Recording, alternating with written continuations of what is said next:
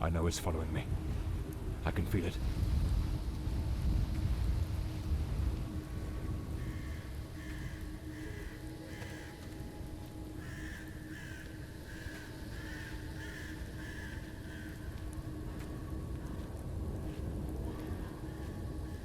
I shouldn't have taken such a risk.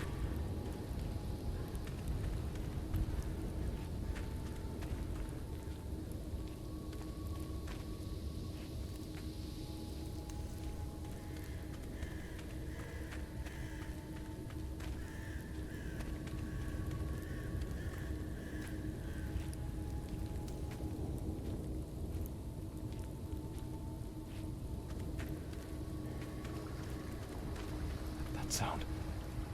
It's coming from the river.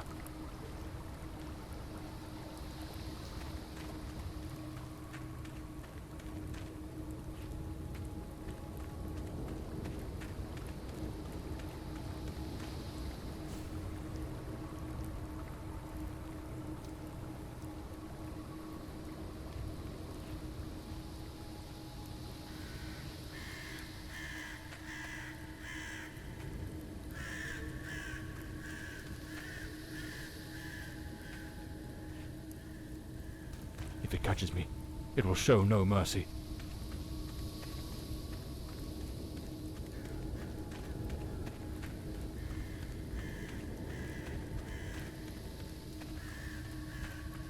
I know it's hidden somewhere in this forest.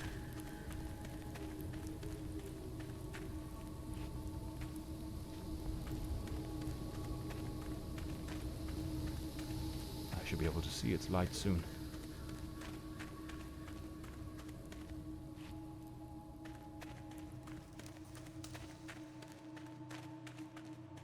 At last, I can gather my strength and plan how to face that monstrous thing.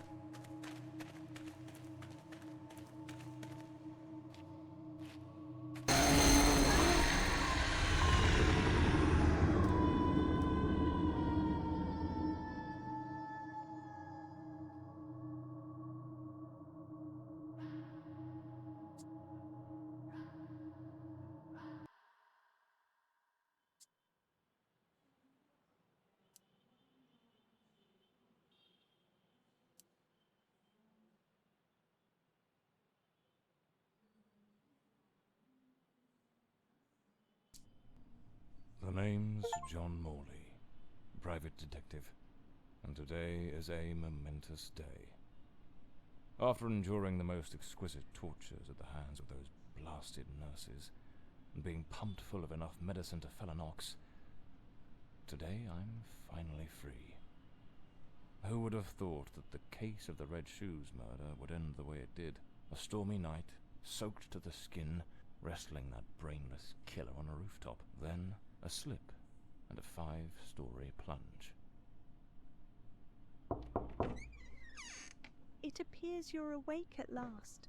We had considerable difficulty rousing you earlier this morning, so I deemed it best to let you rest a while longer. I bring you good news. The latest test results are favourable, and the doctor has authorised your discharge. You are now officially ready to go. I have placed your belongings on the table. Oh, and a lady stopped by this morning with some clothes from the dry cleaner. I've been having nightmares. The doctor has prescribed some medication that should help address any residual effects. This should assist in alleviating your nightmares.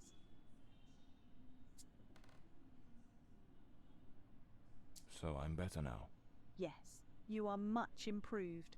Both your physical and psychological assessments have been satisfactory, and there are no impediments to your returning to your normal life. My belongings? I thought everything was already in the room. There are a few valuables and some coins we kept for safekeeping. They are in the box on the table. A woman brought my clothes from the dry cleaner. Was it Penny? I couldn't say. She arrived quite early, before my shift began. I've placed the garments in the wardrobe to keep them from getting wrinkled. Now, if you'll excuse me, I have other patients to attend to. I wish you all the best.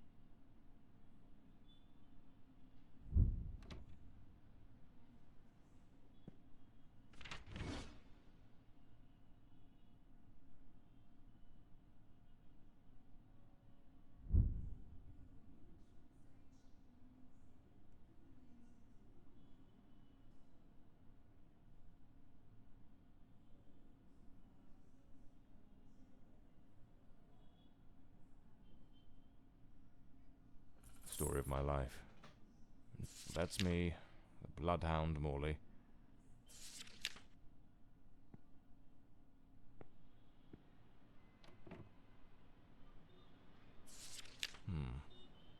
So the mystery woman who took my clothes to the cleaners was Penny after all. Seems she's still got a soft spot for me. I usually use the Windsor knot. I should get myself a pair of derbies. Or brogues. Looks brand new. Well structured. These do a fine job of hiding any belly. Can't complain about that. This note's from Penny, my secretary. She must have left it here a few days ago while I was still under observation.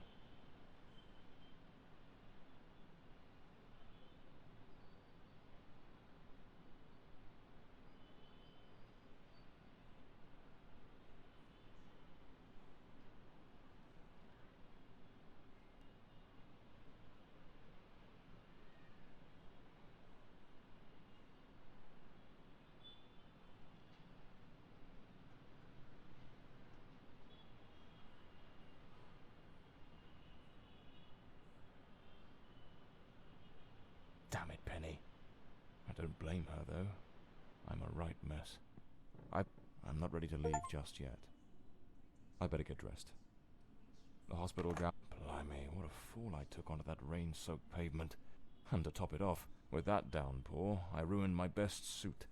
But, well, that's all water under the bridge now. Quite literally.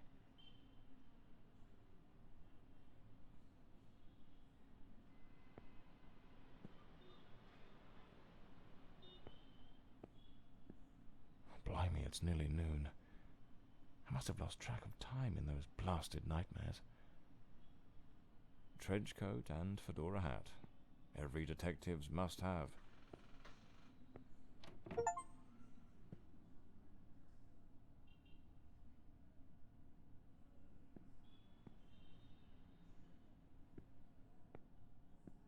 I'd better hurry up.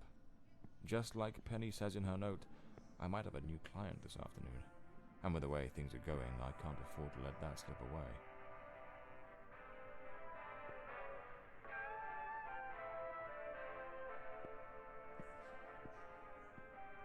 All right, let's get moving. Today's the first day of the rest of my life.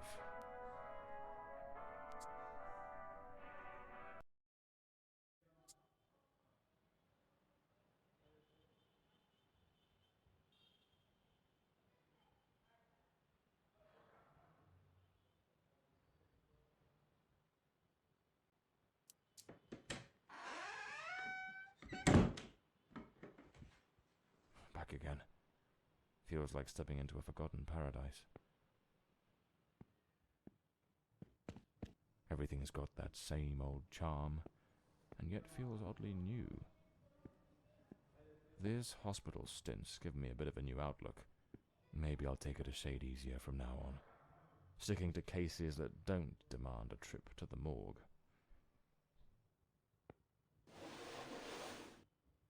Here they are, Penny's keys, just like it says in her note.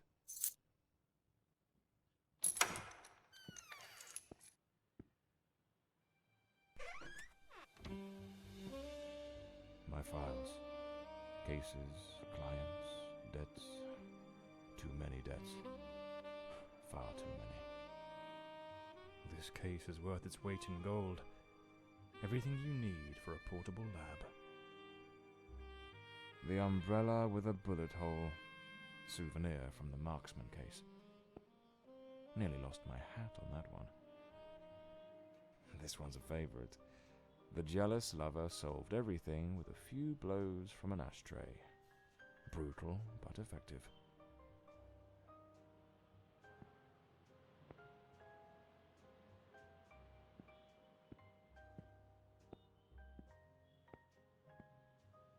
The case of the Red Shoes murder. One of the most complicated I've faced. Finally, case closed. The murder weapon from the cadaver collector case. Nasty business, that one. Penny's desk. I ought to give her a ring. Try to sweet talk her into coming back. If this new client brings in some decent dough, maybe I could settle what I owe her and use a little charm to win her over. So this is Peter. That smug grin's got "Punch Me" written all over it.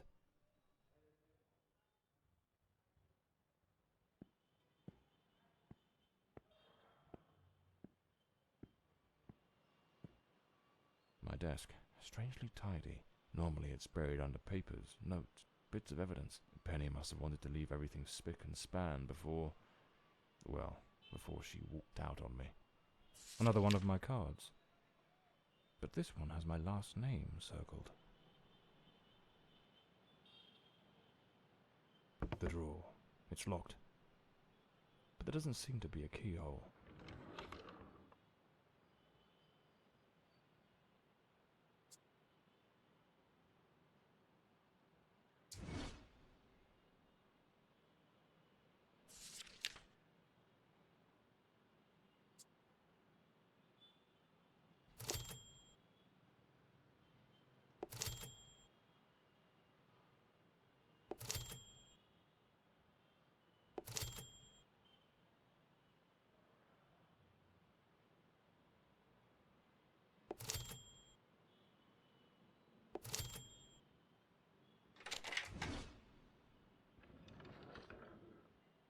The Scarlet Page. I trust Penny didn't go snooping through my things while I was away. Oh, my apologies, madam. I didn't hear you come in. I was a bit distracted. Good afternoon, Mr. Morley. I trust your assistant informed you of my visit as promised. My apologies. I was rather engrossed and didn't notice your arrival. To whom do I owe the honour of this meeting? Lady Margaret Fordside, the 4th Countess of Bloomsbury. Lady Margaret, could you tell me what brings you here today? How can I assist you? I shall endeavour to be as candid as possible. 20 years ago, when my daughter was just 18, she was brutally murdered. It happened at our family estate, Bloomsbury Manor. Someone slipped into the house unnoticed, and upon reaching her room, delivered 5 fatal stab wounds to her chest, lungs, and heart. The police, eager to close the case, hastily blamed and condemned 2 violent thieves who clearly had nothing to do with her death. The investigation was closed, and justice was never served. I am prepared to offer you £30,000 if you take on this case, and a further £30,000 if you can solve it and bring the true killer to light. Tell me, Mr. Morley, will you accept this case? I understand your distress, Lady Fordside. But before I commit to anything, might I trouble you with a few questions? By all means, Mr. Morley. Ask whatever you must.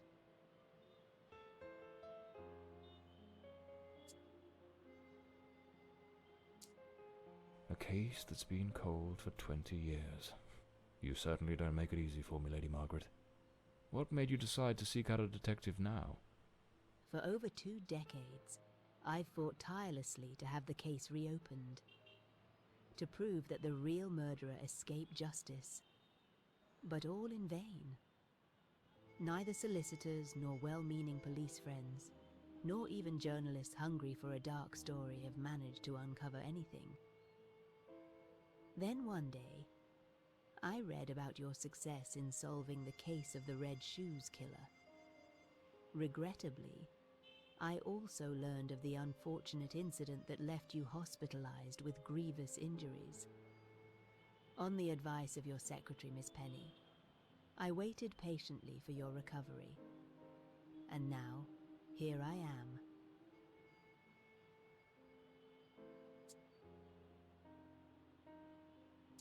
Tell me about Bloomsbury Manor. Do you still reside there? After Elodie's death, I abandoned the estate. I couldn't bear to remain there, to live within those walls. Even now, when I visit the manor, it still feels as though I can hear her footsteps echoing through the halls, her voice humming that old melody, The delusions of an old woman who has mourned her daughter for far too long, Mr. Morley. No mother should ever have to bury her child. Should you accept the case, Bloomsbury Manor would likely be the best place to begin the investigation. I shall not impede your work, as I now reside at Bedford Square, in the heart of the city.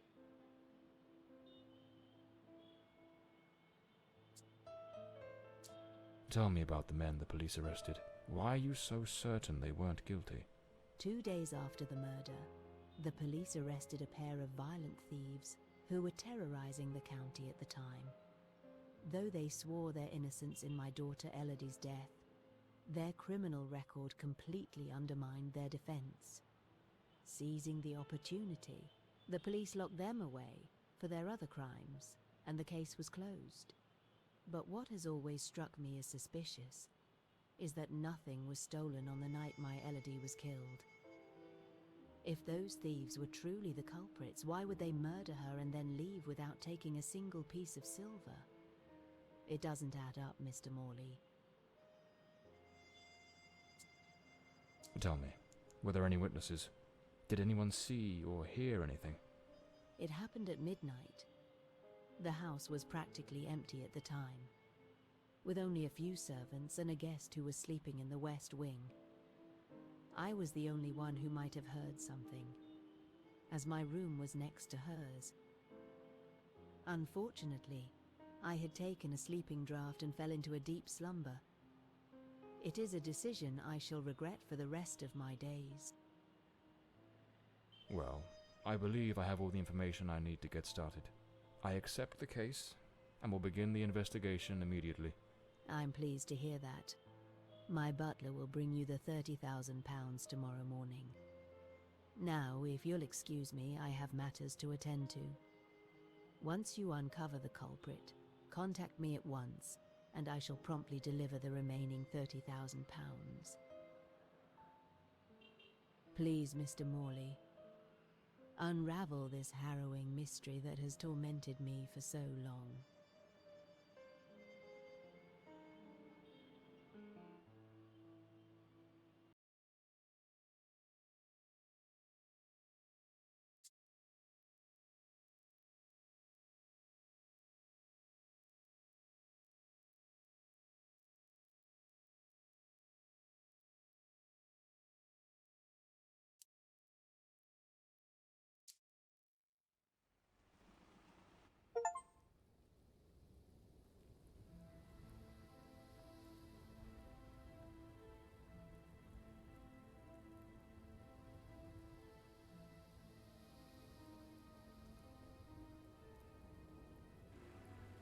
As I made my way through the dense forest path, a haunting silence enveloped the air.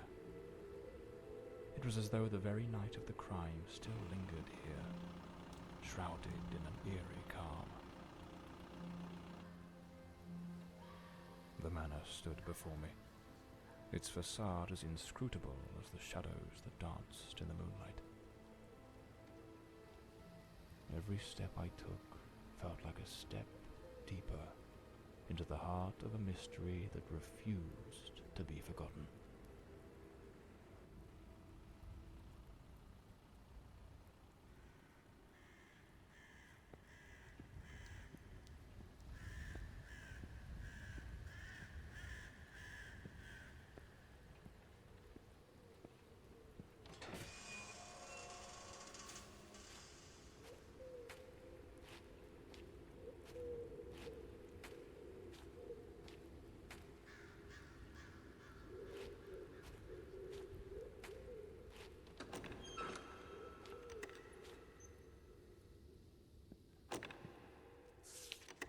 Not a sound.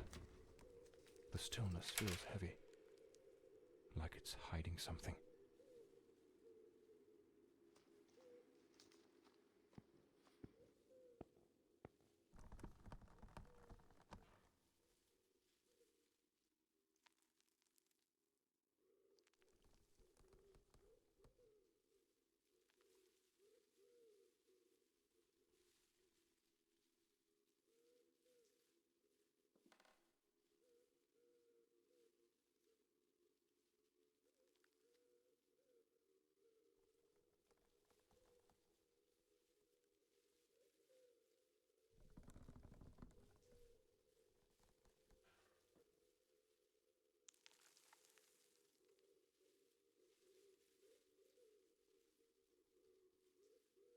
It seems Elodie had a passion for art, but her style wasn't exactly well received. Disturbing from the looks of it. The door's chained up with a padlock. Looks like I'll need to find the key.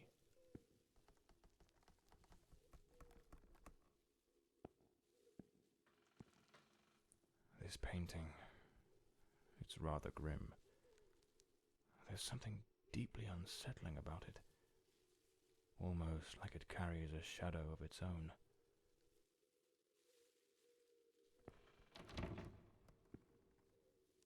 A blue moon, fitting for a place haunted by its own secrets.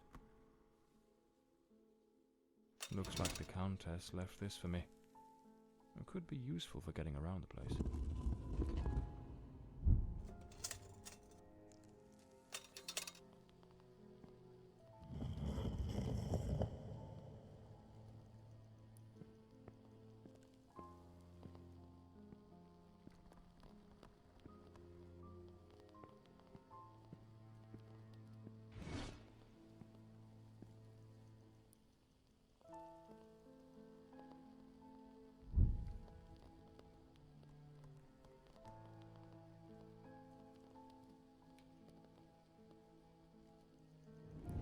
So, the housekeeper left a note for the Countess, asking her to meet here on the day of the murder.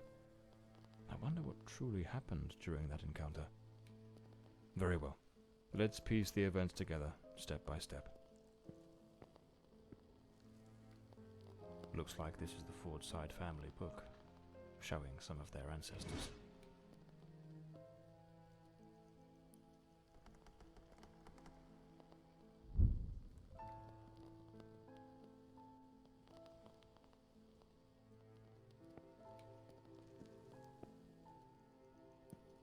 A globe resting in a beautiful wooden stand. 2 chairs, one of them knocked over. An empty envelope. Did the housekeeper hand the Countess a letter? Looks like someone arranged tea in the library that day. Lipstick stains. Same shade the Countess wore when she visited my office. The housekeeper's cup is still here. Tea spilled across the table. It seems they met here. But something went wrong during the conversation. I am very angry.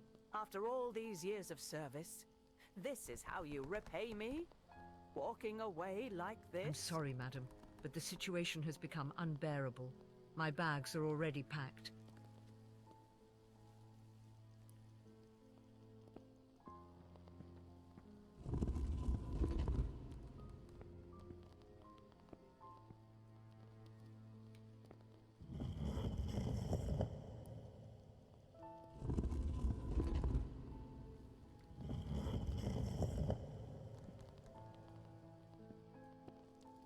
The Fordside family crest, a rampant dragon, a time-honoured symbol across European heraldry, particularly among the English and the Welsh.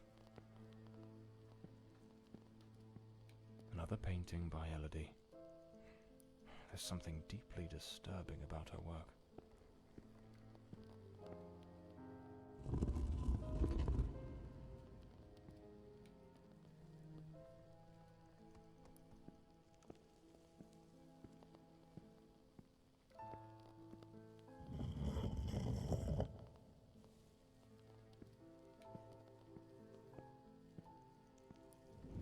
The Countess threw the housekeeper out in a fit of rage. In her haste, the housekeeper forgot one of her bags. What was it that unsettled the housekeeper enough to abandon her post so suddenly?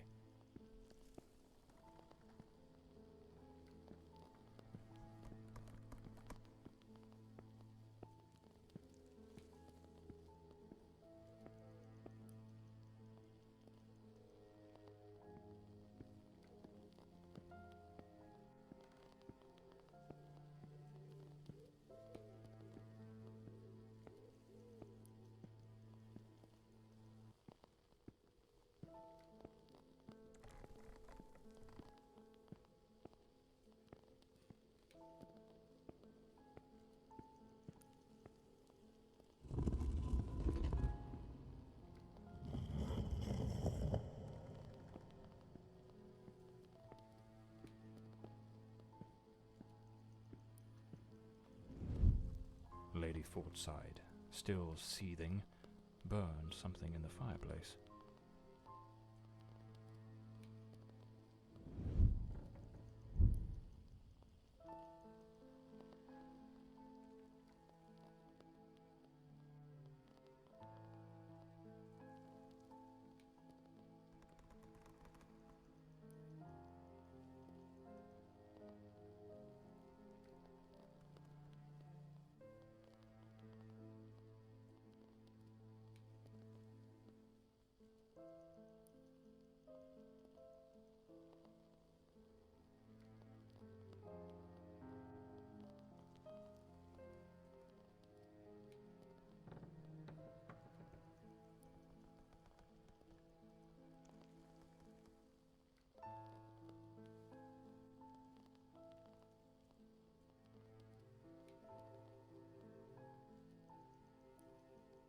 The housekeeper resigned. Seems something, or someone, troubled her greatly. Enough to break the long-standing family tradition tying her to this place.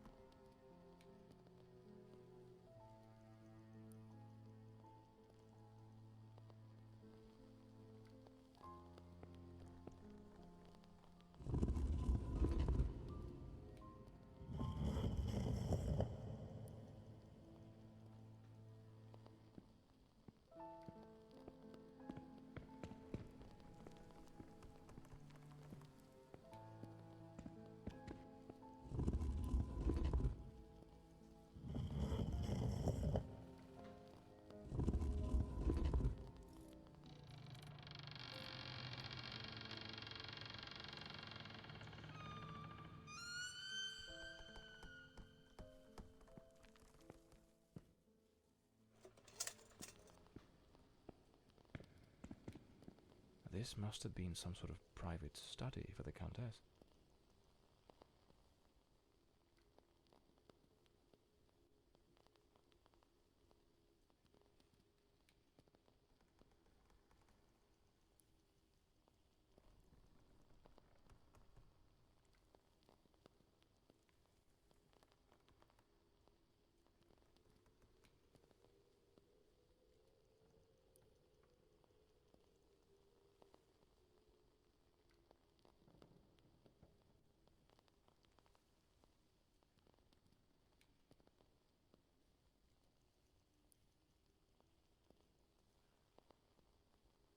Elodie was committed to a psychiatric facility, but she supposedly recovered from whatever ailed her.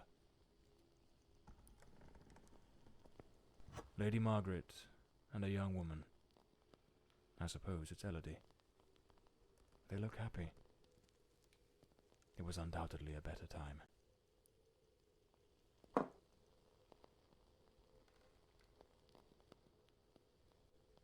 This looks like the key to the main hall.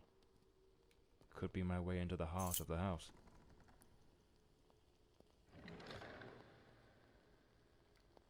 An old pocket watch. It probably belonged to Lord Fordside, Lady Margaret's husband. A British passport. Lord Fordside was undoubtedly a man of the world.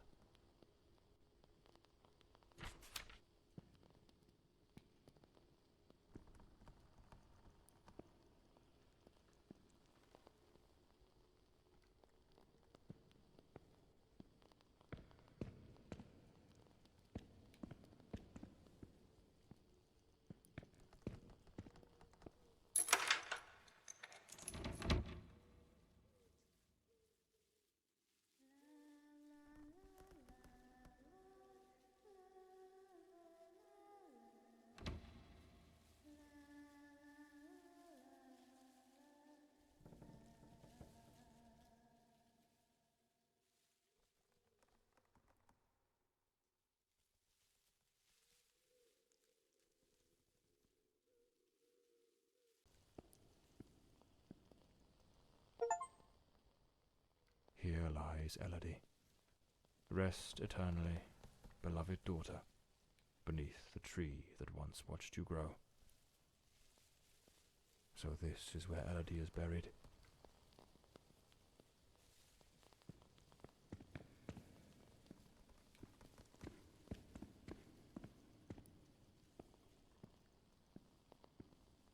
Layers of dried oil paint, left untouched for 20 years. It's as if time stopped the moment Elodie laid down her brush. Feels like the room's holding its breath, waiting for something to stir. The grand ship on the open sea. Looks like the last painting Elodie was working on was of a ship at sea. The whole gallery is filled with maritime references. She seemed quite obsessed with it. A man with his back turned, watching a ship go down.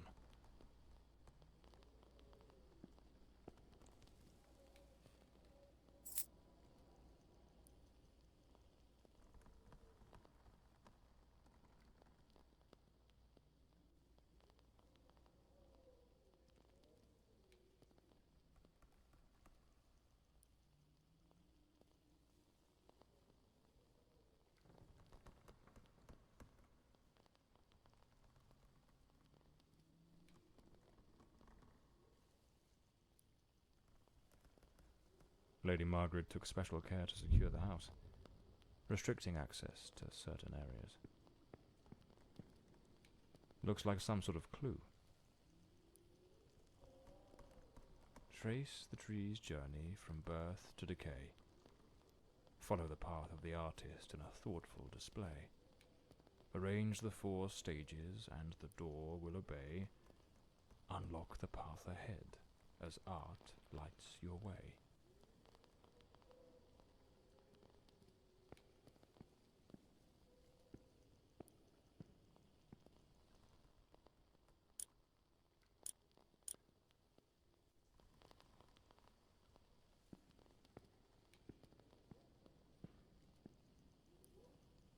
This door appears to lead out to the back garden. Locked with a padlock. I'll need to find the key.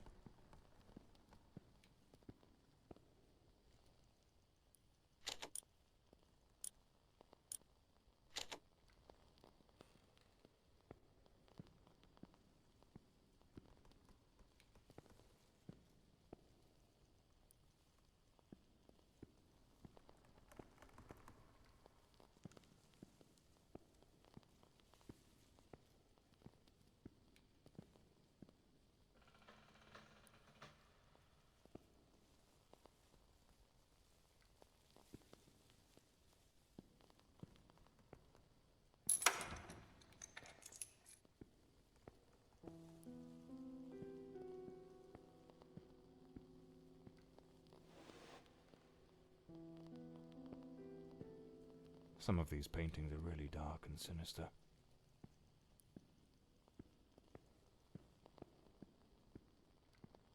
This looks like Elodie's diary. Let's see what her last entries reveal.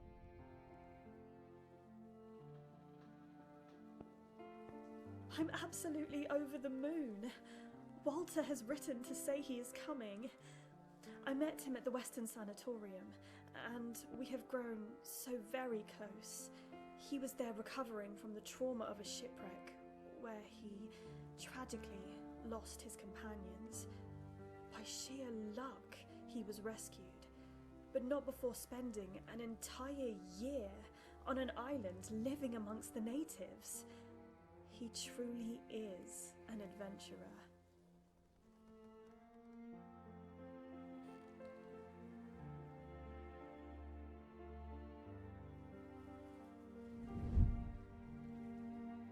I'm so happy.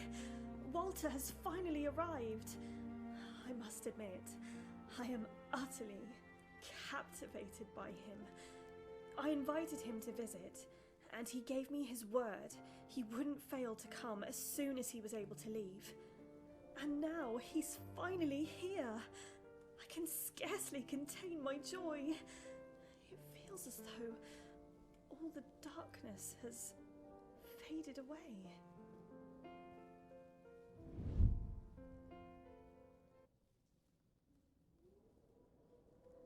They looked so in love. So happy. I wonder what became of Walter after Elodie died.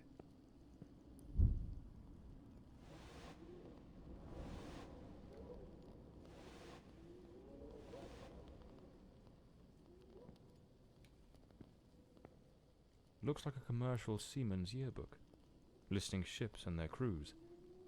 It's open to the pages under S. Damn it, it's not here. It's simply not here. This must be the Countess's handwriting. What was she searching for?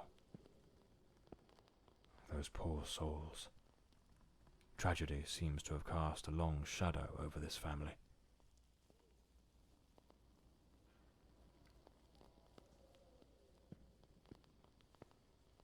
Locked, as expected. There's a metal engraving of a tree.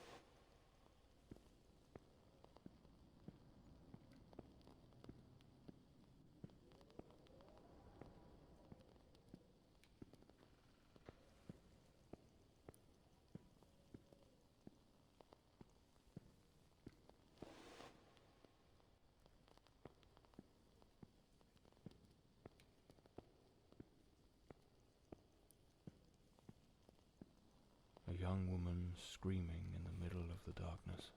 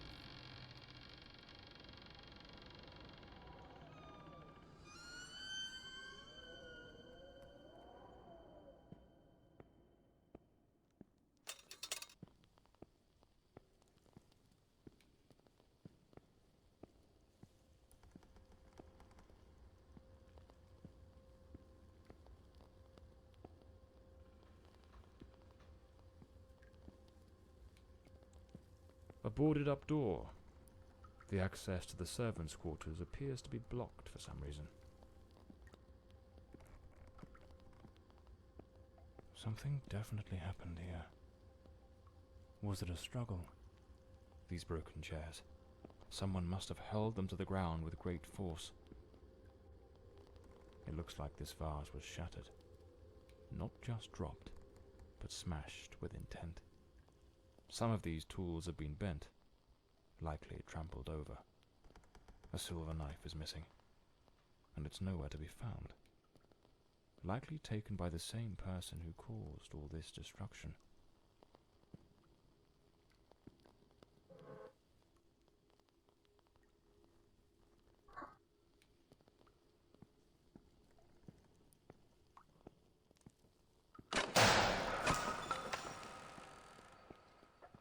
Looks like the crowbar is broken.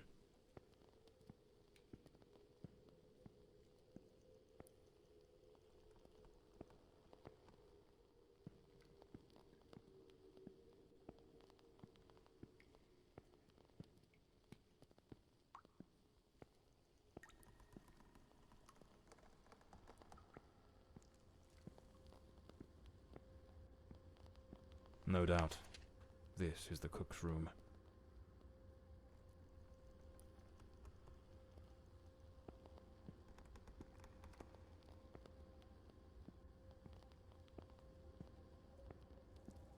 A doll pierced with an awl.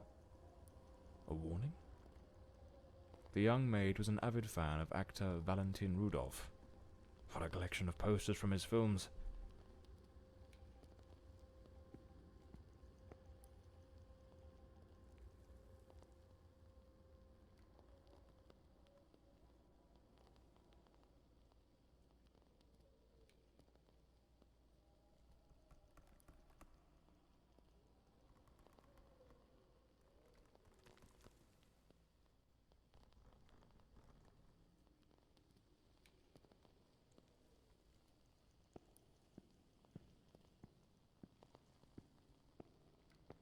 A backgammon board.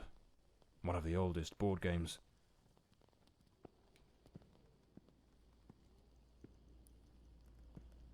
Miss Marva apparently knew her way around the tarot.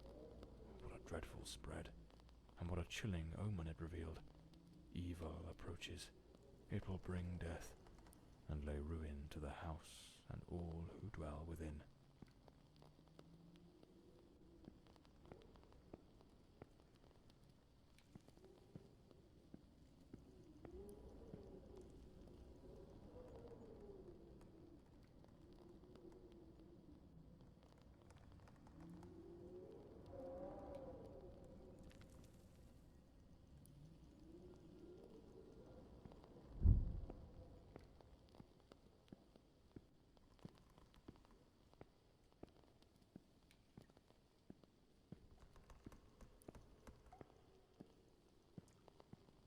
Lady Margaret, after the death of her daughter, dismissed the staff and left the mansion.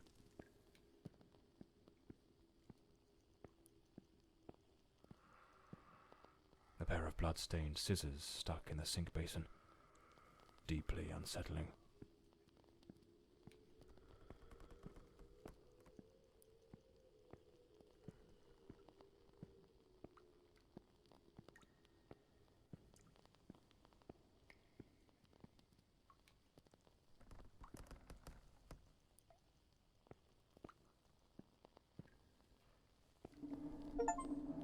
Is there someone else in the house?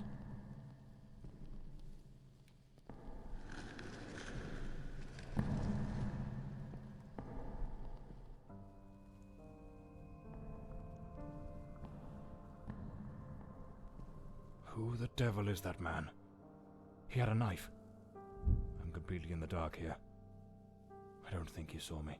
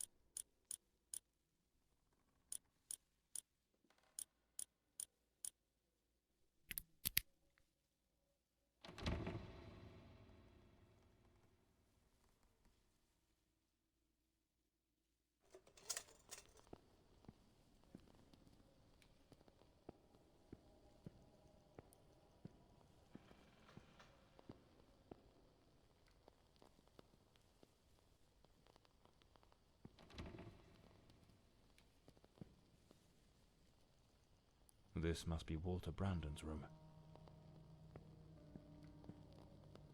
A model ship. Mr. Brandon must have felt a deep yearning for the sea.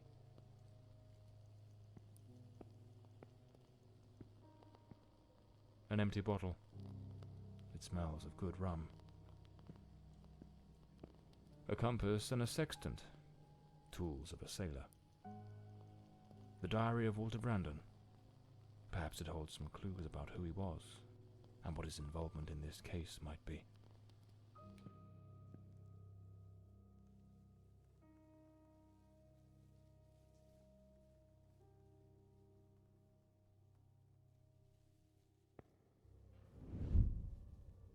I am terrified that man has found me. I fear something dreadful is about to happen. Tonight as I awoke, I saw him, standing at the foot of my bed. I could not make out his face, but his knife. The gleam of its blade shone in the darkness. I sprang up suddenly, determined to confront this stranger. Grabbing the heavy candlestick from the nightstand, I hurled it with all my strength. He vanished into the dark.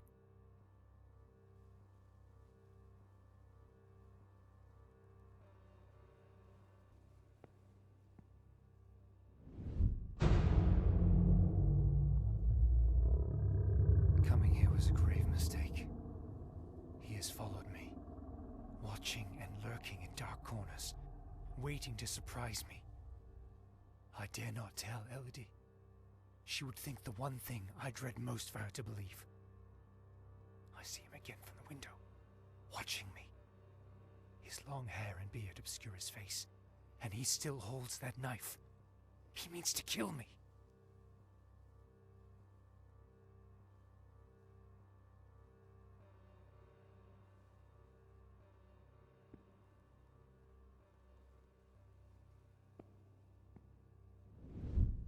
I am losing my faculties.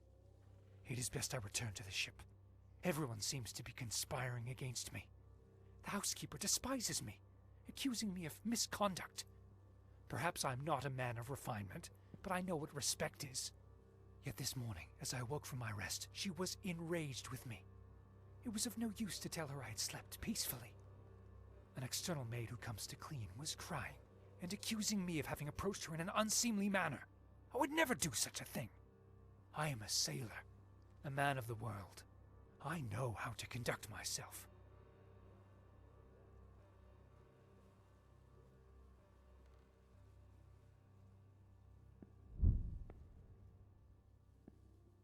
The last entry in the diary, dated the very night of the murder. My beloved Elodie, why can you not believe this poor sailor who only wishes to love you? I have left everything behind. My ship, the sea, all my world, just to be by your side as you asked me to. Damn it. I can hear the man with the knife coming up the stairs from the hall. I need to hide. Walter was terrified. What in the devil was happening here? It seems this trunk was all Walter owned. I should take a look at it.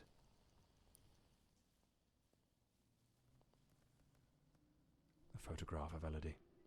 No doubt Walter cared for her deeply. Seems I'm not the only one with a fondness for hats. Looks like the key to the back garden. I better head back to the staircase gallery. Pretty sure I saw a door to the outside there.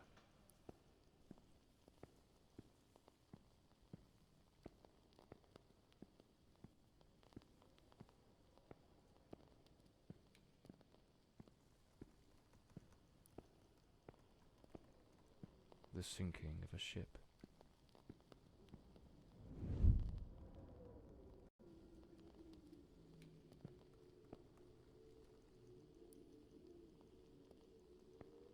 The killer likely fled through the rear door of the house.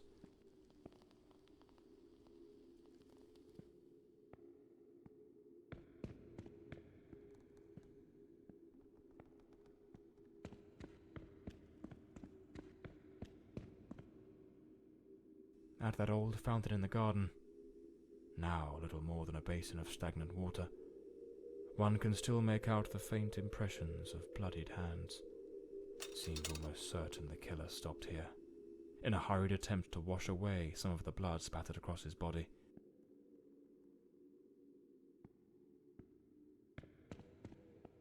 The gate still bears the macabre traces of that old tragedy, like a silent witness, pointing to the path taken by that murderous beast as he fled.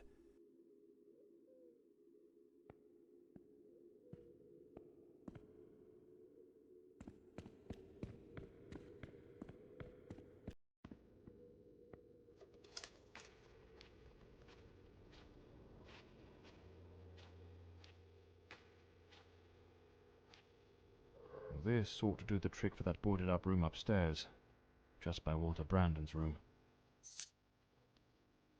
A filthy coat, soaked in some kind of blackened, hardened liquid, aged over time. It's clear that the man who killed Elodie discarded his blood-stained clothing during his escape. Here's the missing kitchen knife, undoubtedly the murder weapon. Despite his injuries, the killer rid himself of anything that might incriminate him before fleeing the scene. The boots, the coat, even the knife. It's a chilling thought, but those very items remind me of the figure seen lurking near the manor, the same figure Walter Brandon spoke of with such dread, and perhaps the very one who was said to have harassed the maids. That mysterious presence was, in all likelihood, the murderer of Elodie Fordside.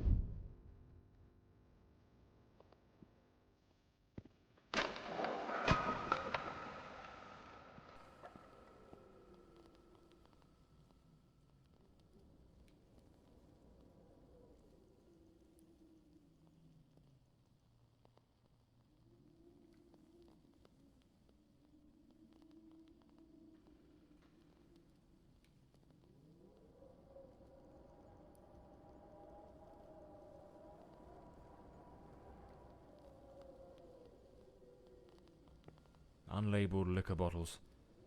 The damp and the passing years have likely worn away whatever once marked them. There's a distinct scent of wormwood, the plant at the heart of absinthe. Thujone, its active compound, could provoke hallucinations. Visions said to come straight from the goddess Artemis herself.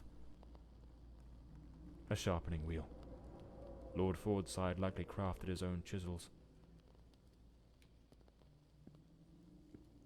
Lord Fordside was a gifted artist, no doubt, but his work betrayed a dark and tormented soul. This unfinished fallen angel stirs in me a curious sense of unease, almost repulsion.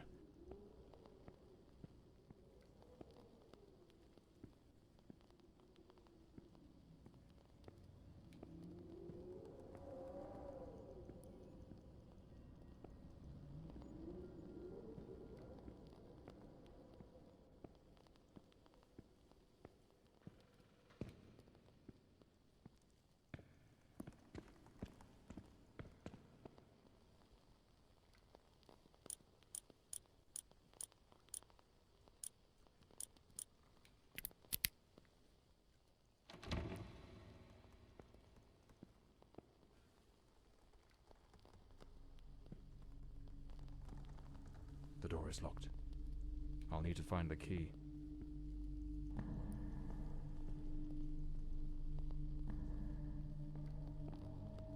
Him again? Who the bloody hell are you?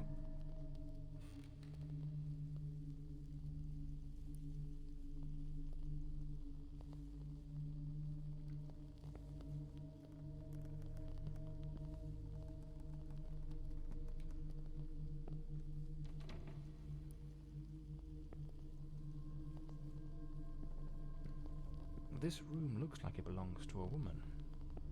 Lady Margaret, perhaps? The bed is made. The Countess hadn't yet gone to bed on the night of the murder. It's a damn fine bottle of wine. No one in their right mind would open a vintage like this and leave it abandoned, unless something rather urgent interrupted the evening. Seems Lady Margaret was reading in the chair that evening. The book's still open, right where she left it. This is a nightmare. I am deeply concerned for Elodie. The housekeeper has long been warning me about Walter. I have made some inquiries, and nothing is as it seems. Elodie remains blissfully happy with him in the house. I am at my wit's end. Since her return from the sanatorium, she has been positively radiant, a true beacon of light. They go out together and seem to have a splendid time. He appears very close to her. This is in stark contrast to the picture painted by the housekeeper, which is a complete contradiction.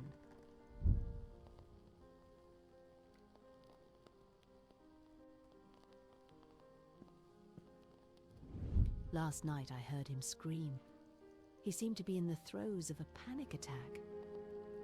I approached on tiptoe to the guest quarters, and then suddenly I was struck with terror. An insane, maniacal laughter echoed through the night. It did not sound like him.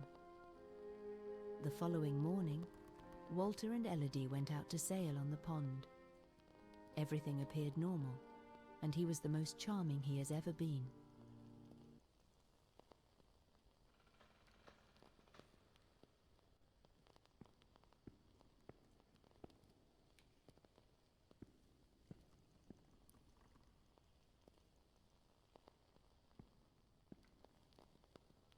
Something made of glass has shattered here.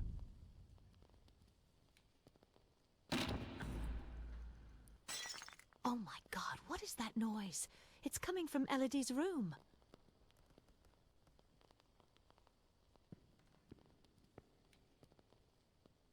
The fireplace tools, all knocked over on the floor. And unless my eyes deceive me, the poker appears to be missing. Oh my God, Elodie! Lady Margaret, quite agitated, grabbed the fireplace poker and rushed toward Elodie's room.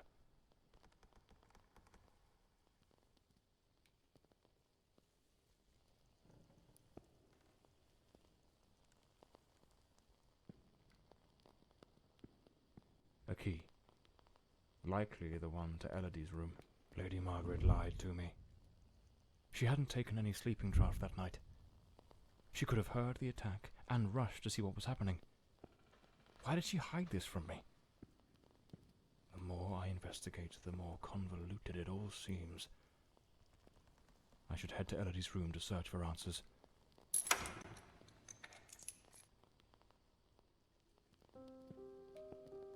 A rag doll, tossed on the floor.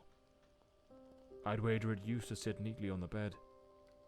Either it was knocked over in the scuffle, or perhaps Elodie dropped it herself in the panic. A pool of dried blood. There's no doubt now. This was the scene of the crime. There was a struggle here, clear as day. Not a clean break-in. The killer wasn't subtle. Judging by the sheer brutality of the crime, we can almost certainly conclude the killer was a man of considerable build. The blood-stained coat, found alongside the greenhouse knife, suggests that the mysterious figure seen loitering nearby may, in fact, be the very same individual who committed the murder. They say the killer always returns to the scene of the crime, but 20 years have passed. Why now? Let's attempt to reconstruct the events, just as they might have unfolded that night, and try to understand precisely what happened. Photograph of Elodie Fordside and Walter Brandon. If my memory serves me right, it looks like it was taken at Westland Asylum.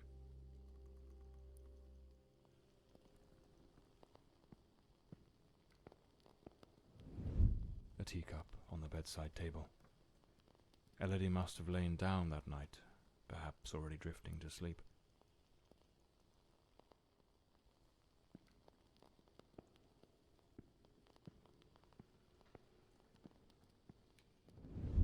The door's lock, completely broken, indicates someone forced their way into the room, likely startling Elodie awake.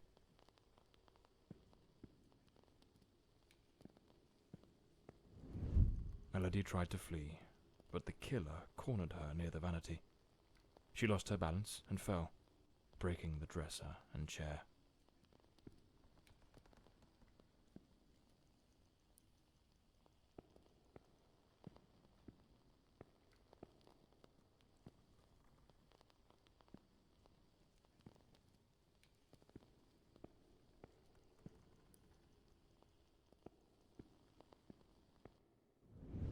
The killer dragged her to the bed against her will. In the struggle, one of the vases fell from the mantelpiece. On the bed, the killer stabbed her mercilessly, again and again, staining the sheets with blood.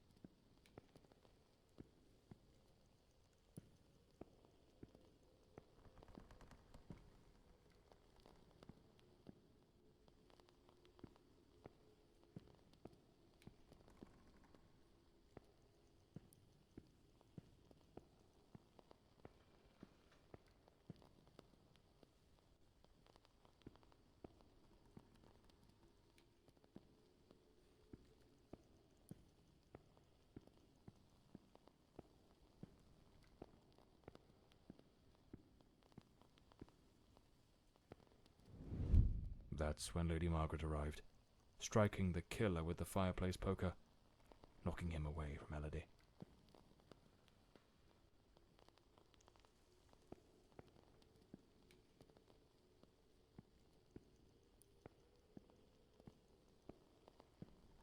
Wounded, the killer fled the scene, but it was already too late. Elodie was already dead.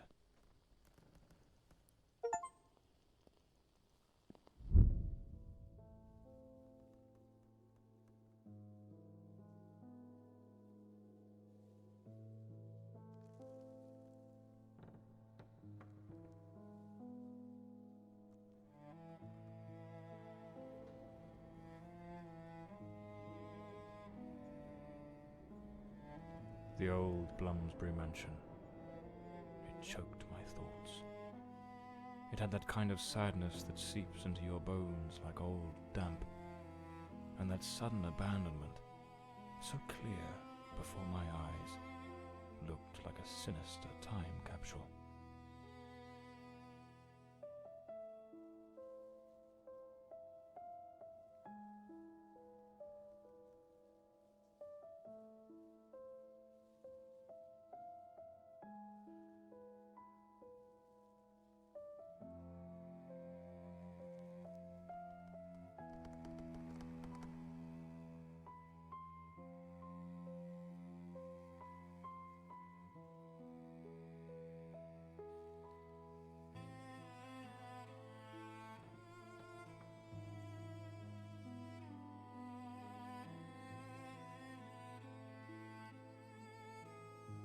One thing was certain. My next move was to dig up answers about the man with the knife, and about Walter Brandon, the sailor from Westland Asylum. An old, forgotten sanatorium that, 20 years ago, was the scene of a meeting between Elodie Fordside and that Brandon fellow.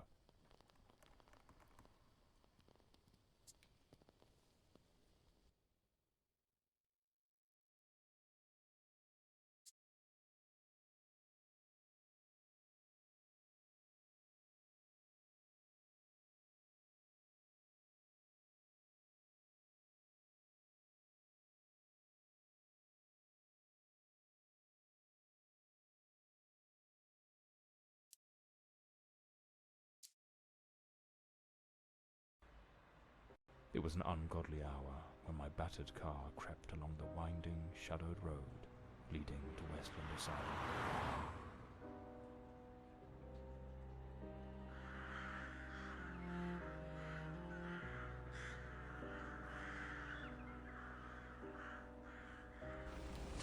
What I found upon arrival was disquieting. The building, forsaken for more than a decade, remained illuminated. Was it some ancient emergency system defying the passage of time? Or was someone awaiting my arrival?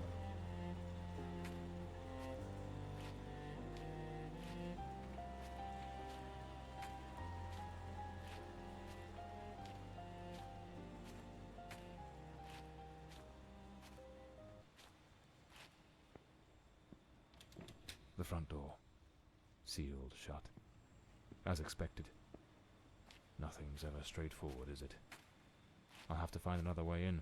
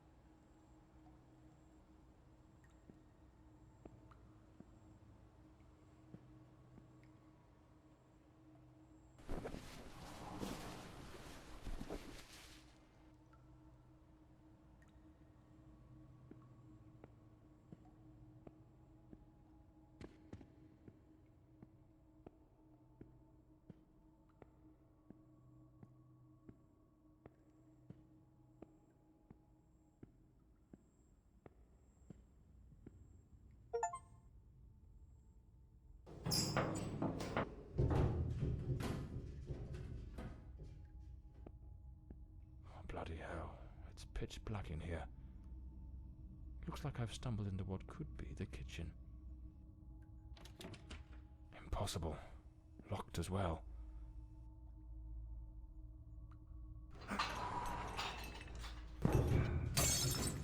Damn it. The lantern. It's broken. I'll have to manage without it for now.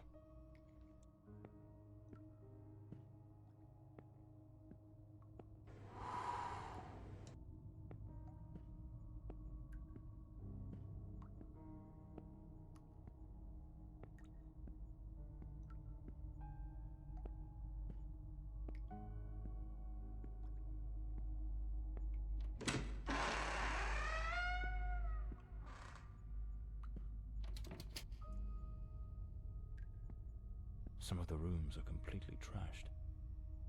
I didn't expect the asylum to be in such a state of decay. A bloody handprint.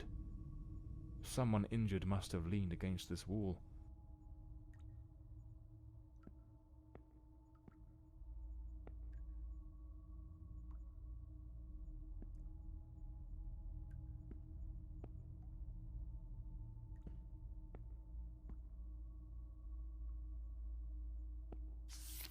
May 1922.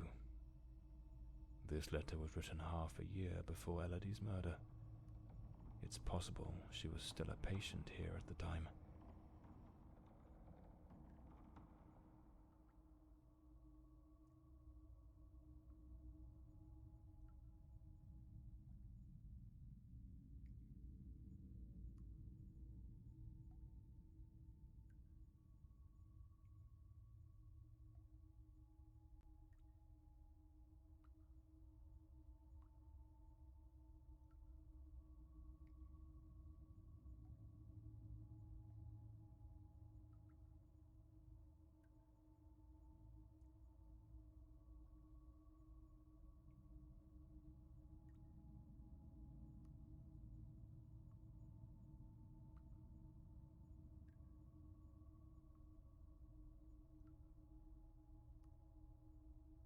The nurses were genuinely concerned about the aggression of patient B03.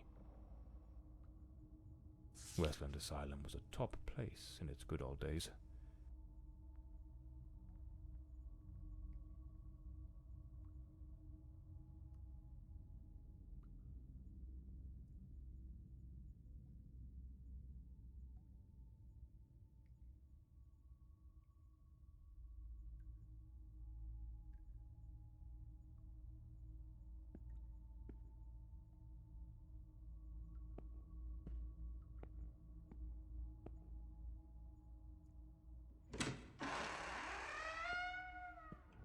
The girl? How is the girl? You mean Miss Elodie Fordside? Don't worry, that bloke didn't lay a finger on her. But you took quite a knock. This is going to smart.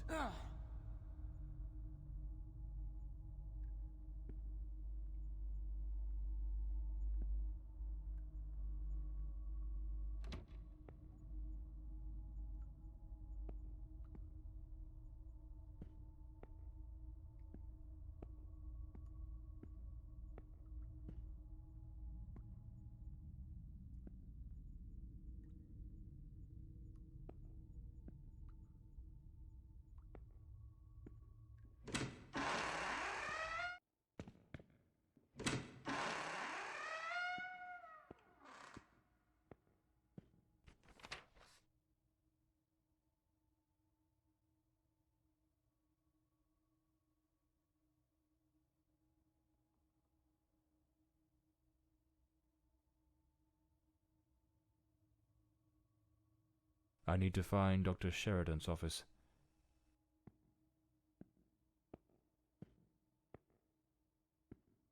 This file cabinet is now empty. It probably held all the records of the inpatients.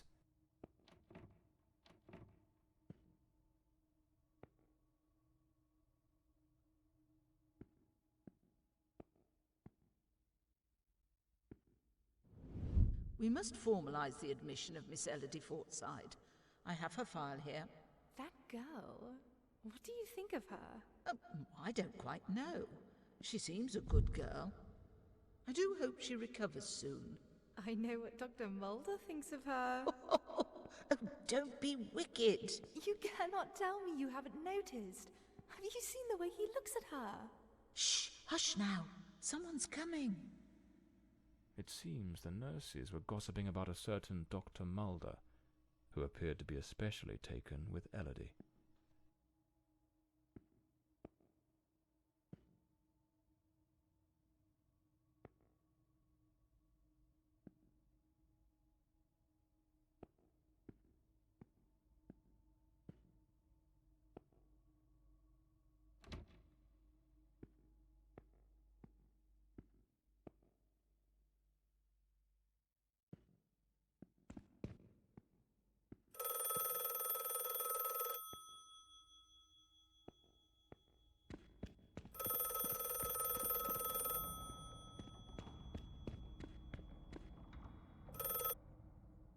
Hello? Hello? Can you hear me? Mr. Morley, is that you? Lady Margaret? Mr. Morley, I'm so relieved to hear your voice. I've been trying to reach your office, but I couldn't get through to anyone. It's awfully late at night, Lady Margaret. How on earth did you know I was at Westland Asylum? Well, I was already in bed, truth be told. But there was something on my mind. A vital detail I'd forgotten to mention. I called your office, searched for you at the mansion, and when I couldn't find you there, I assumed you might be investigating at the asylum. I see. Very resourceful of you. Now tell me, what is this detail of such importance? Oh yes, of course. I almost forgot. You see, the truth is, I'm afraid that you're not alone. What the devil does that mean? Hello? Lady Margaret?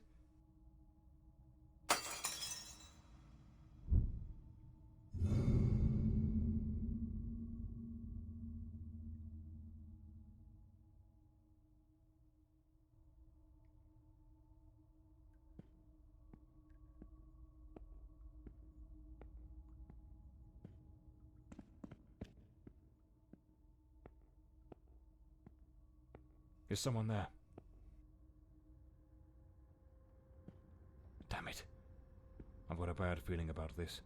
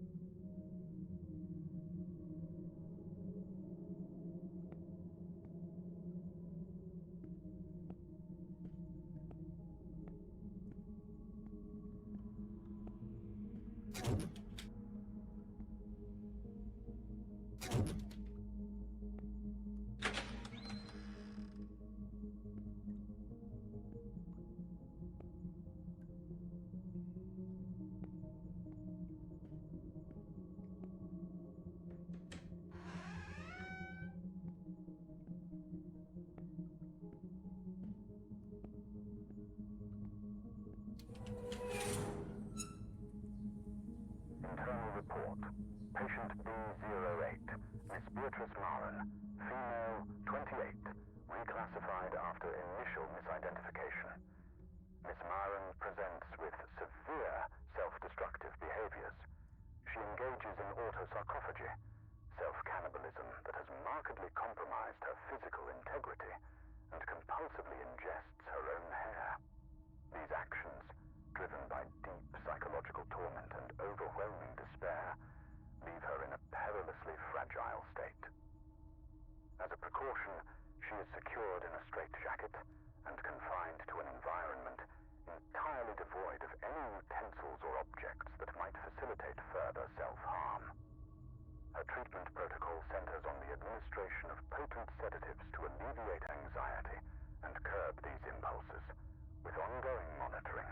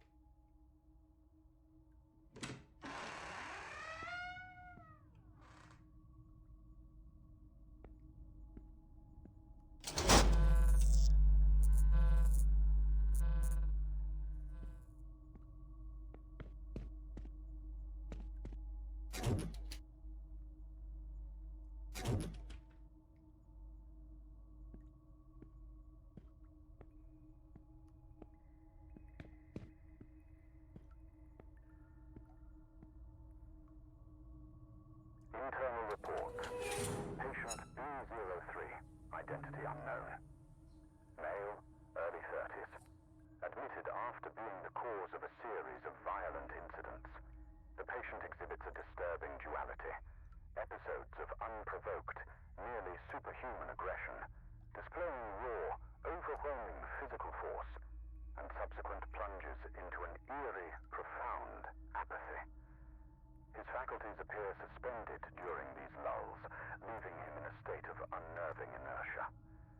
Due to the unpredictability of his violent outbursts, he remains confined within a reinforced cell.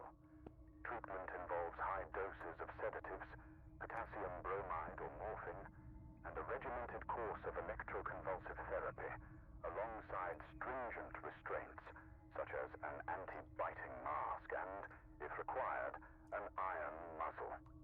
Ongoing monitoring is maintained.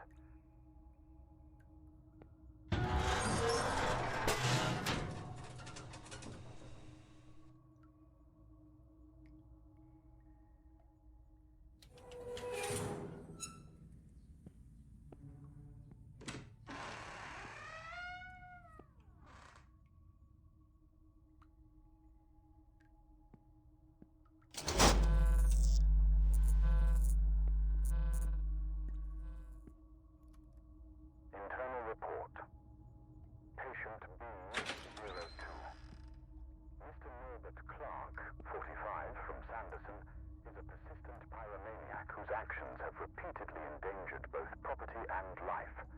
Despite his seemingly frail build, he harbors an alarming compulsion for fire setting, a tendency exacerbated by intermittent episodes of disorganized thought and incoherent speech under duress. His unsettling, fixed gaze suggests the planning of covert schemes, amplifying his threat. To mitigate risk, he is isolated in a secure cell, thoroughly cleared of flammable materials. His management includes a regimented program of sedatives and antipsychotic medications to stabilize his manic and schizoid symptoms, with vigilant oversight maintained.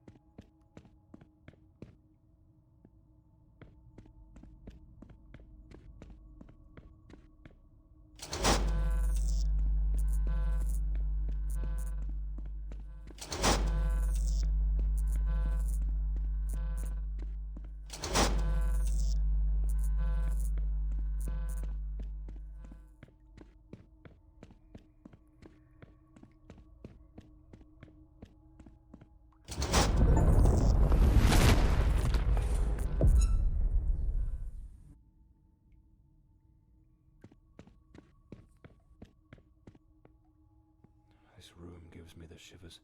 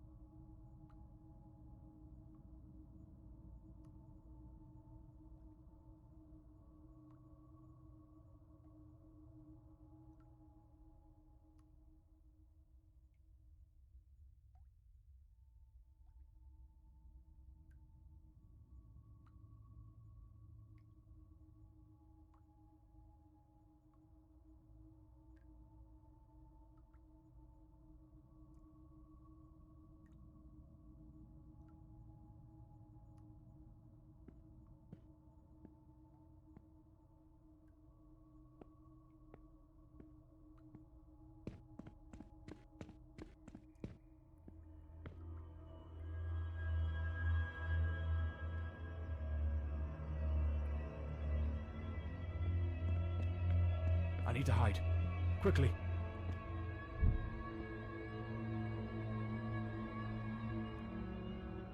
I can't hear it.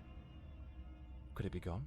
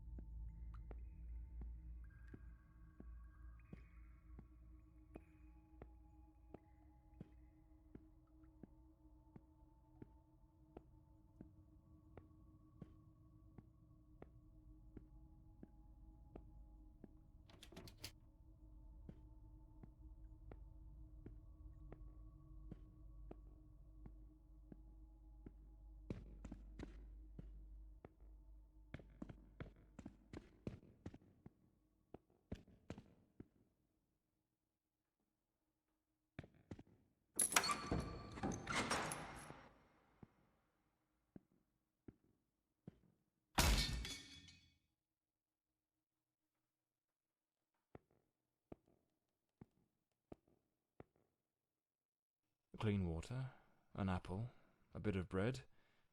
The food's still fresh. A cigarette case, with a bit of tobacco still inside.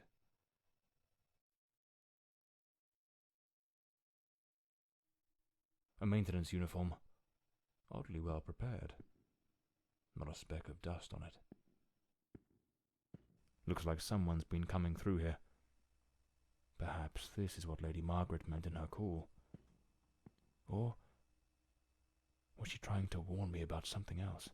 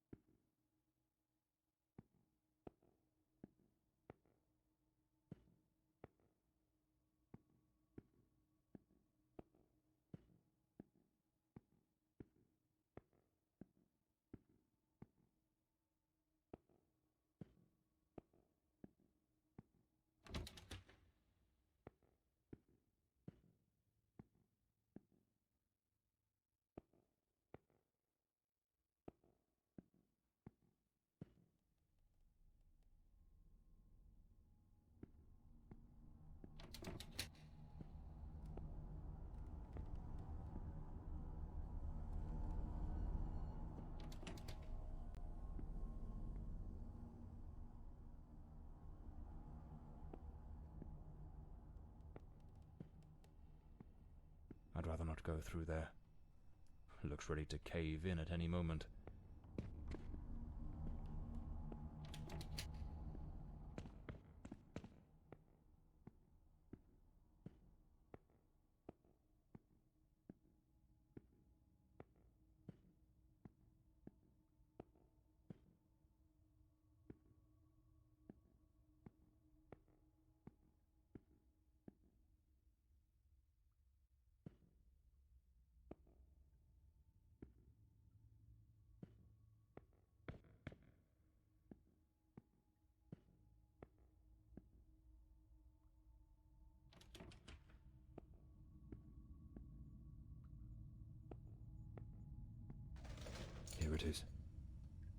Dr. Sheridan's office.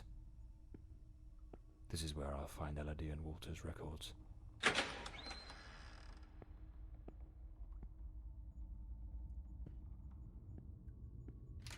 Elodie's record.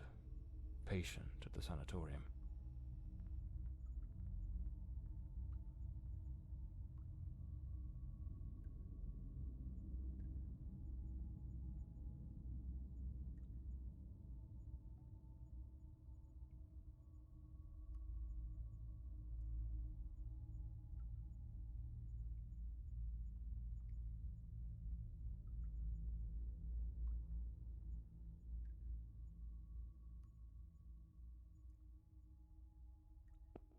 Nothing of interest here. Strange. Elodie's record was easy to find, but there's no sign of anything related to Walter Brandon. Something doesn't add up. What am I missing?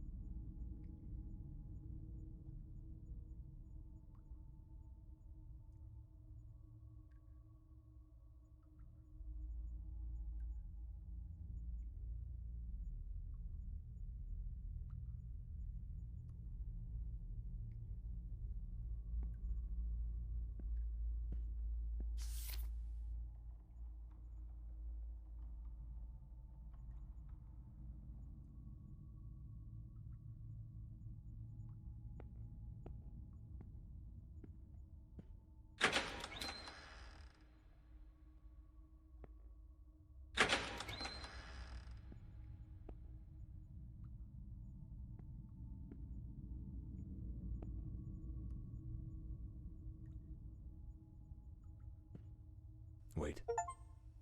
No, it can't be. There he is, in the photo. Dr. Sheridan in the center, and right next to him, it's him. The man with the knife. That wild mane, that unkempt beard, it's unmistakable. But what's he doing here? And he's holding a book. What was that noise? Sounds like something just came crashing down.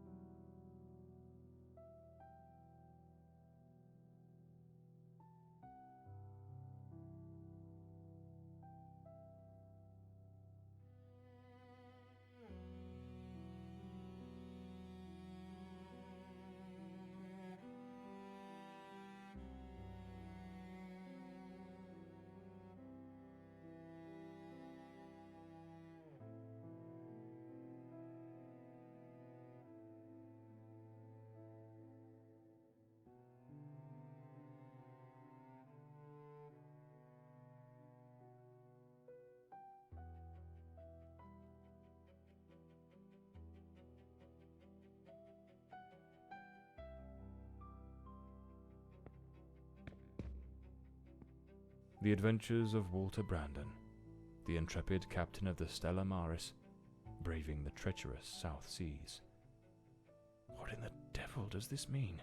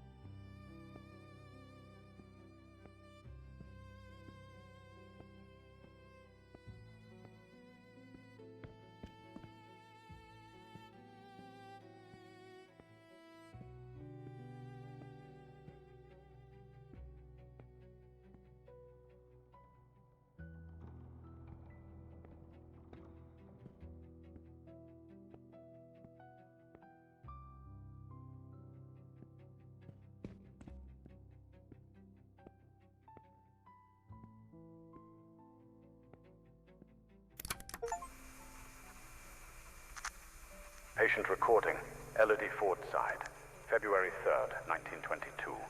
Daily record number 23. Let us begin. How are you feeling today, Miss Fordside? I feel well. Elodie, we have discussed this before. If you do not tell me how you truly feel, we will make no progress. I feel a little sad, perhaps. I am alone here. I miss my mother and having company. So much time with nothing to do makes me think of things I do not wish to think of. I see. Listen, Elodie.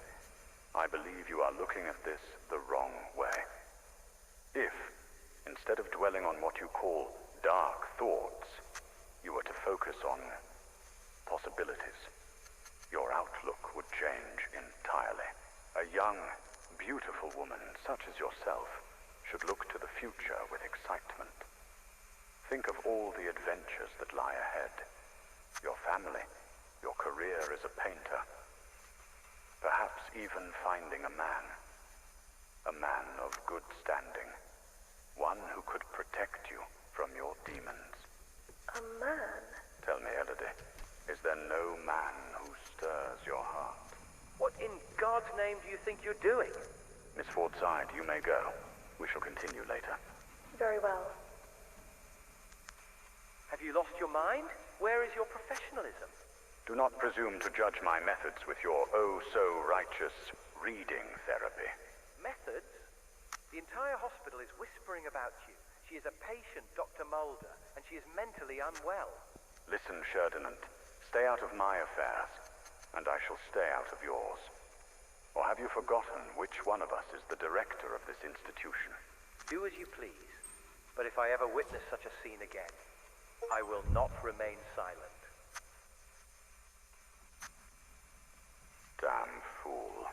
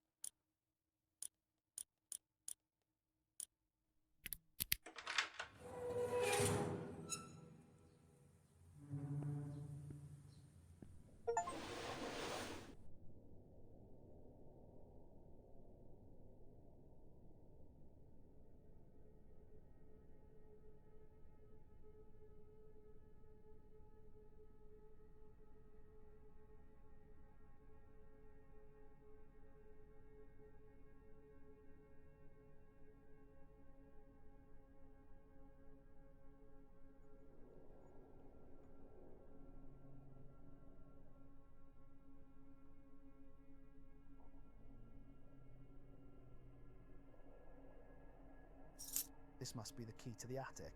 Let's see where it leads. A ship's old helm, tied to the bed, as if it were the quarterdeck of a vessel.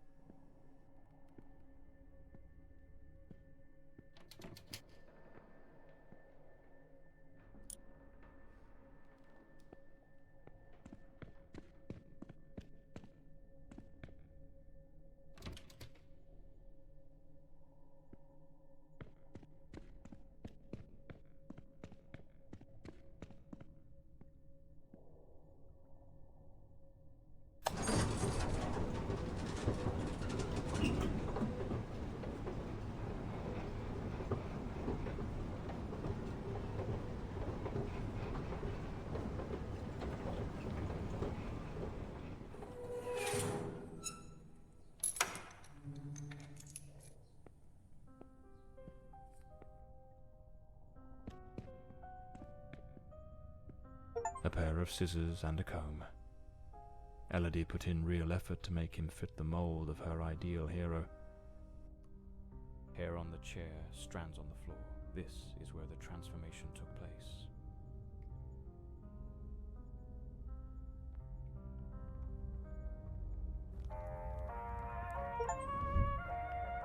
She remade patient 1365 in the image of her most secret longings.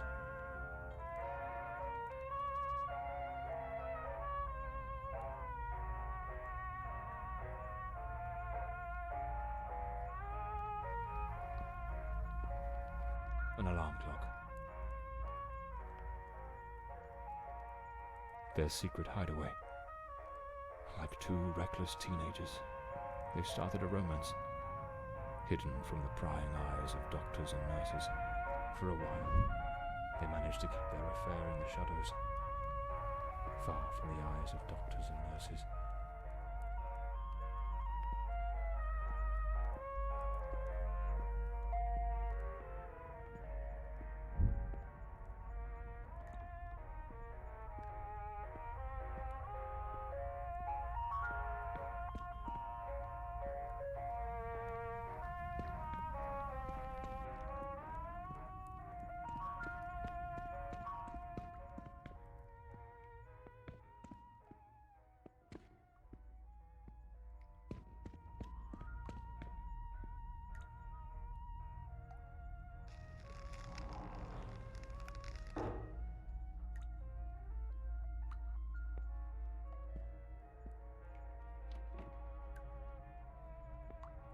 The room's been decorated to resemble some sort of island in the South Seas.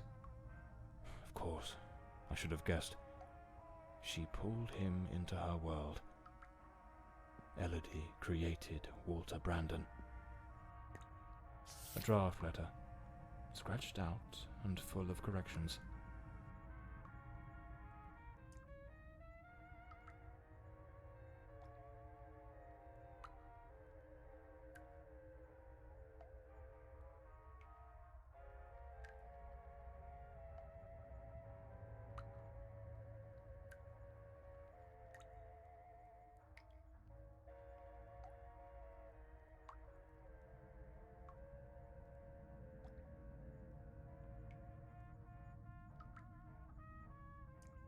She goaded him into leaving the sanatorium. That man was desperately ill. But Elodie's selfishness outweighed what little sense she had. She pushed him too far.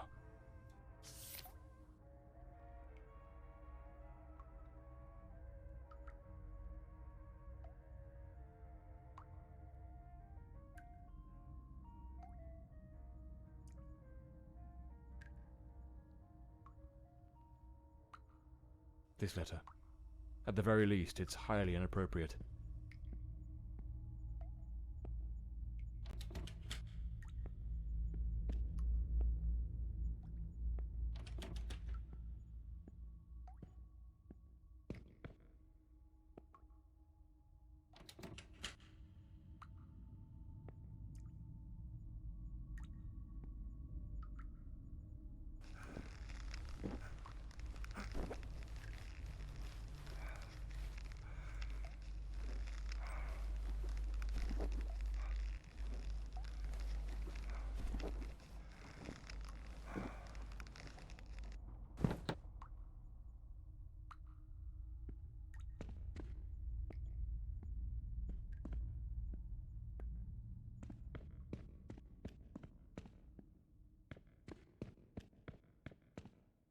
Looks like Elodie found herself a little hideaway to keep practicing her dark craft. Powerful drugs for depression. Anxiolytics. The girl improved, but it seems the doctors were baffled by her mind. Elodie found painting, and with it, a way to spill the shadows that crawled through her mind.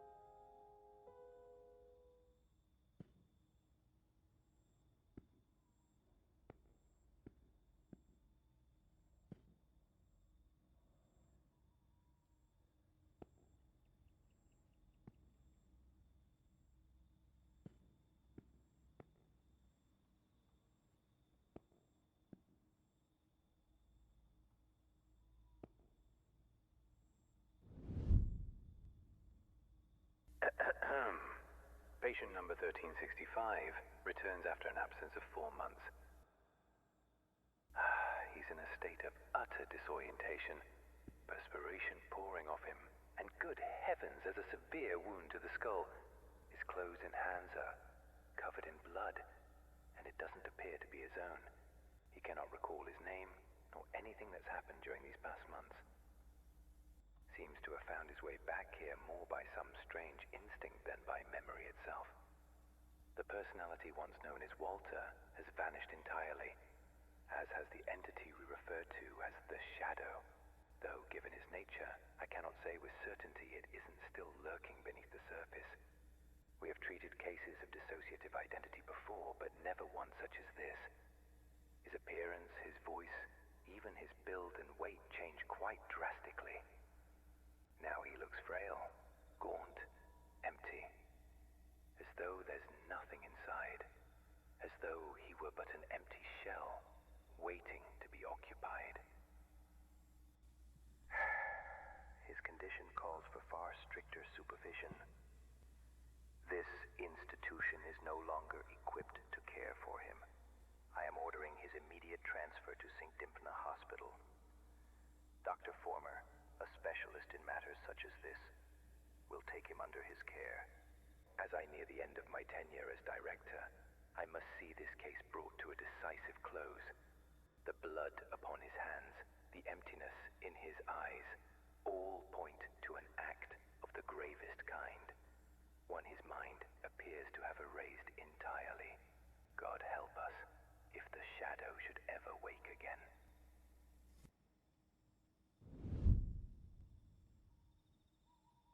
So it seems Walter came back to the sanatorium of his own accord, though he was utterly incapable of recalling what he'd done. They moved him to St. Dymphna's Hospital. Could he still be there after 20 years? What became of him? I'll have to follow this lead.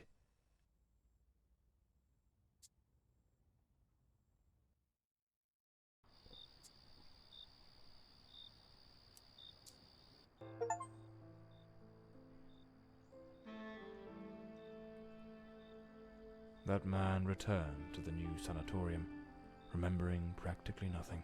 Maybe it was the wound Lady Margaret left him. Or maybe his mind shattered and never came back after what happened that night. As for me, I was hired to find the one who killed Elodie Fordside, and my intuition told me they were still there, in the depths of St. Dymphna. I sensed that the end of the road was waiting for me in that place.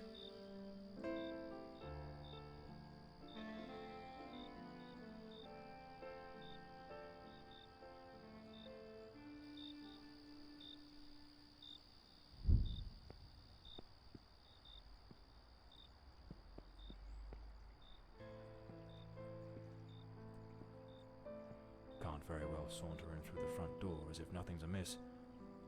I'll need to find another way in.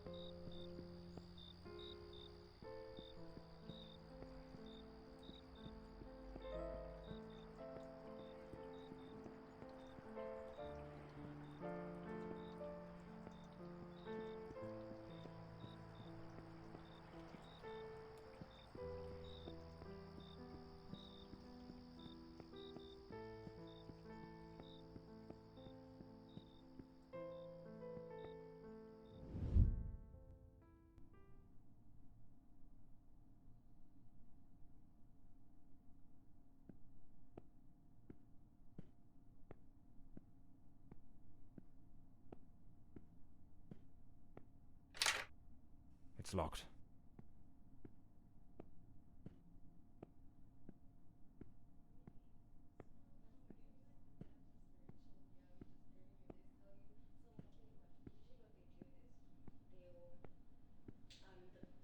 The night shift nurses are behind this door. I need to find another way into the hallway to the rooms. It's locked.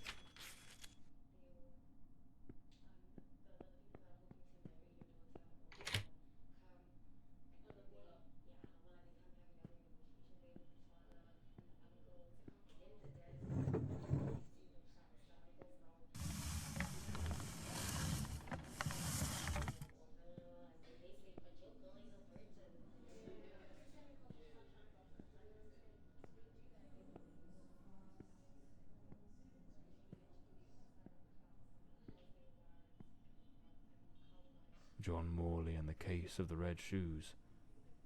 What the devil does this mean? Lady Margaret. That fateful night, I was startled by the noise. Those wretched cries of agony from dear Elodie. I rushed to her chambers, and there you stood, stained with the blood of the one soul I cherished above all others in this world. The housekeeper had warned me, but I turned a deaf ear. Elodie was finally happy, even amidst your incessant bouts of volatility. Yet, with the passage of time, your demeanour darkened. More and more frequently, that sinister presence lurking within you began to surface. each appearance more violent than the last. Elodie no longer gazed upon you with the starry-eyed affection of a smitten young woman. The atmosphere in this house grew suffocating, fraught with an unbearable tension. That very afternoon I spoke with her. She had resolved to end your engagement. You seemed, or so I dared hope, to have accepted it with grace. But that night, that very night, you ended her life in the most savage manner imaginable. I threw myself upon Elodie, desperate to save her. But alas, it was far too late. Months later, I learned you had returned voluntarily to the sanatorium. I sought answers and immersed myself in understanding the afflictions that plagued you. Dissociative identity disorder, they called it. A condition in which one might host multiple identities, each vying for dominion over the body. But the man confined in that bleak institution was not the shadow, not the fiend who had stolen my daughter. No, he was but the shell, the hapless vessel. And I